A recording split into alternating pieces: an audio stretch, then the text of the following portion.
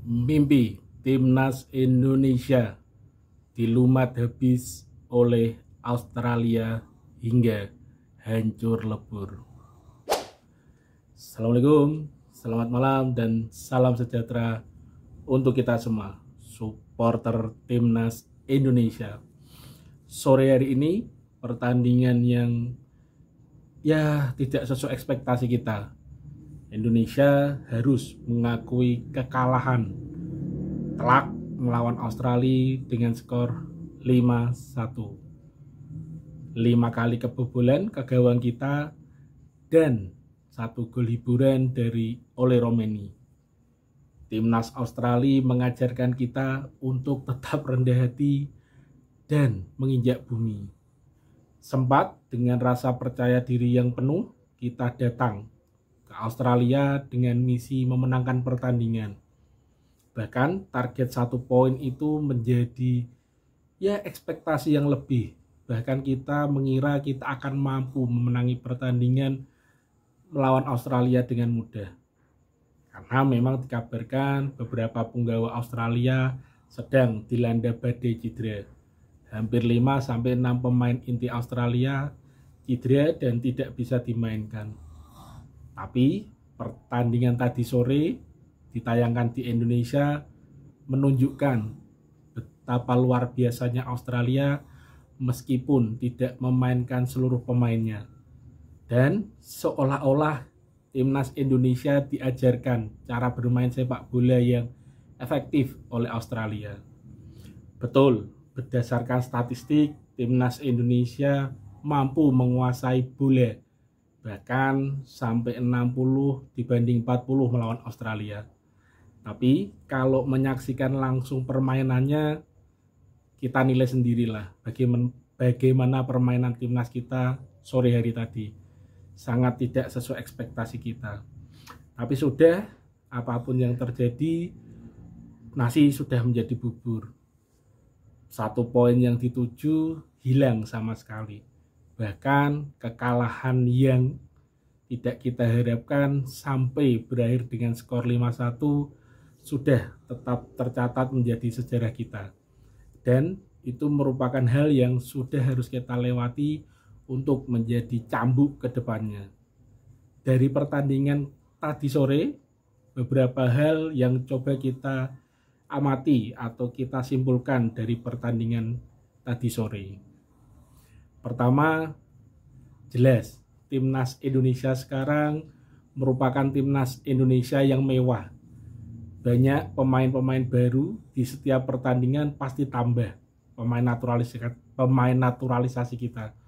Terakhir di pertandingan tadi sore melawan Australia, jelas ada tambahan Dean James yang dimainkan. Dan Joey Pelupessy belum dimainkan bersama dengan Emil Audiero. Dan striker kita yang baru, Ole Romeni, bermain sangat luar biasa dan mampu mencetak gol di pertandingan perdananya. Sayang, belum bisa mengangkat timnas Indonesia untuk meraih poin. Meskipun tim kita mewah, meskipun tim kita luar biasa, dari market value jelas di grup C sekarang tidak bisa dipandang sebelah mata timnas Indonesia. Tapi ada hal yang harus kita sadari bersama, bahwa tim ini belum jadi secara utuh. Dalam pengertian chemistry mereka, menit bermain mereka bersama-sama kan memang belum ada. Seperti Kevin Dix baru bermain pertama ketika timnas Indonesia melawan Jepang. Dan pada menit 40-an harus ditarik karena cedera pada waktu itu. Dan ini kali kedua bermain bersama timnas Indonesia. Dan baru bermain dengan Michel Gres di belakang. Terlihat sekali bagaimana permainannya timnas Indonesia tadi sore melawan Australia. Ketika menyerang timnas Indonesia dan terjadi serangan balik dari Australia, terlihat sekali kita sangat keteter. Dari satu bagian sampai belakang. Dan hampir semua pemain kita bermain sangat di bawah standar seperti biasa-biasa bermain. Dari 7 game yang dimainkan, baru malam ini kita melihat permainan kita di bawah standar. Paling tidak pada pertandingan tadi sore hanya Ole Romeni, Kevin Verdonk yang bermain cukup menonjol. Kalau lainnya ya di bawah standar. Bahkan Tom Hay pun hampir tidak berkembang, kecuali di babak kedua sedikit ada ya keleluasaan, karena memang dari babak pertama selalu dikawal 2 hingga 3 pemain Australia sehingga tidak bisa bergerak leluasa seperti biasanya. Kita bisa melihat dengan sangat Australia pun sebenarnya was-was menghadapi Indonesia. Tapi Australia bermain efektif. Mereka menerapkan permainan yang seperti kita terapkan pada 6 laga sebelumnya. Bertahan, ada kesempatan, serangan balik. Bertahan, ada kesempatan, serangan balik. Bahkan jika disaksikan kelima golnya, hampir semuanya kan servicing. Kecuali gol kedua ya, memang kelengahan operan kita lewat lah. Hampir sama persis seperti ketika kita melawan Cina di Cina sana. Diagung-agungkan, dielu-elukan, rasa percaya diri yang tinggi, tapi pada saat pertandingannya hampir sama persis seperti ini. Kita tidak tahu. Karena mungkin ketika pertama kali dilatih oleh pelatih baru ya, memang harus beradaptasi. Kita tidak bisa bilang ini laga uji coba, karena ini memang laga krusial untuk timnas Indonesia. Tapi bagi Patrick Kluivert menurut saya ya ini laga uji cobanya. Laga perdana karena dia baru bisa memainkan seluruh pemainnya pada pertandingan melawan Australia ini. Dia baru bisa melihat secara langsung. Meskipun sebelum-sebelumnya dia sudah melihat rekaman pertandingan timnas Indonesia maupun kompetitor-kompetitornya di grup C ini. Tapi pada pertandingan tadi Patrick Kluivert dan tim sudah mampu melihat langsung dan sudah bisa menganalisa untuk dijadikan kesimpulan-kesimpulan menatap pertandingan selanjutnya. Dan dengan skuad mewah yang selalu diperbarui oleh federasi, harusnya secara cepat atau Patrick Kluivert dan tim harus bisa, entah bagaimana caranya, itu adalah wilayah coach Patrick Kluivert dan tim untuk mampu segera mengkombinasikan seluruh pemain mewah ini, meramunya menjadi tim yang baik. Karena memang terlihat sekali kemewahan timnas Indonesia ini hanya kalah karena waktu. Tidak banyak menit bermain bersama, karena memang baru setiap gamenya ya. Jadi pemain naturalisasi kita itu kan hampir setiap laga ada pemain naturalisasi baru. Dan itu PR yang luar biasa yang harus segera diselesaikan oleh pelatih ya. Karena memang ya kalau bisa dimanfaatkan secara cepat dengan waktu berkumpul lebih lama, mungkin akan menghasilkan permainan visi misi yang sama dan permainan yang jelas dalam menerapkan game plan yang diterapkan pelatih. Nomor 2, dengan hasil kalah melawan Australia, sudah sepatutnya timnas Indonesia dan seluruh supporter sepak bola Indonesia mulai fokus untuk mengejar timnas di posisi 3 dan 4 atau lolos ke round 4. Karena dengan kekalahan ini jelas akan sangat berat sekali untuk mengejar langsung lolos Piala Dunia atau finish di peringkat kedua. Apalagi dengan kekalahan ini di sisinya Australia merupakan momentum untuk Australia bangkit. Karena di 6 pertandingan sebelumnya kan Australia hanya mampu meraih 1 kemenangan melawan Cina. Dan ini adalah kemenangan kedua di pertandingan ke-7 Australia dan merupakan momentum untuk Australia bangkit menghadapi laga-laga ke depannya. Apalagi timnas Indonesia ini kan sudah dianggap kompetitor oleh Australia. Karena semua tim yang berada di grup C ini hampir sama semua nilainya, kecuali memang Jepang yang sudah di nomor 1, jauh sekali meninggalkan 5 kompetitornya. Australia di nomor 2, selisih 1 poin di bawahnya semua. Dan dengan kemenangan ini Australia memperoleh poin 10. Dan di bawah kabarnya Indonesia masih tetap 6, Jepang menang, jadi Bahrain tetap 6. Kita belum tahu Arab Saudi dan Cina mungkin akan bermain dini hari nanti. Jadi kita belum tahu hasilnya, kita masih menunggu. Atau sudah bermain, saya belum tahu update terbarunya. Misalkan seri atau menang Arab, jelas Indonesia pasti akan turun peringkat. Ya paling tidak sekarang kan peringkatnya sudah turun di peringkat kelima ya, karena kebobolan lebih banyak dibanding yang lainnya. Dengan itu kita harus realistis.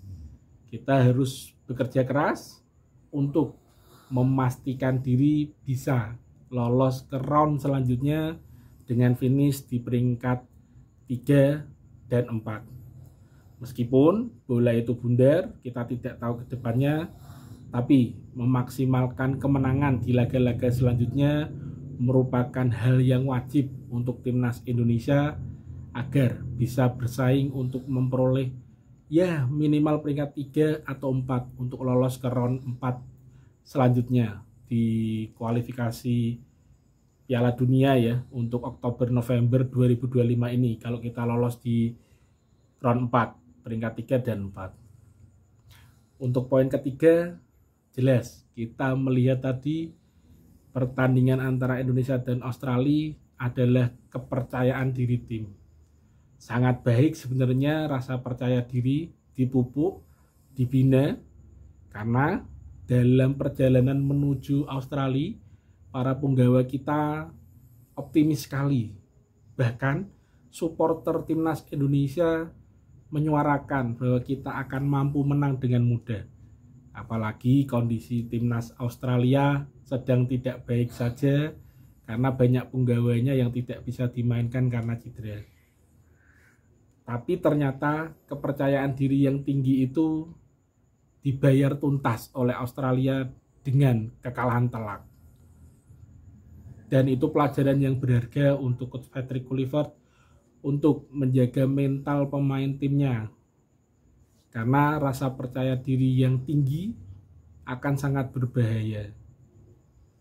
Apalagi dengan hasil kekalahan tadi sore.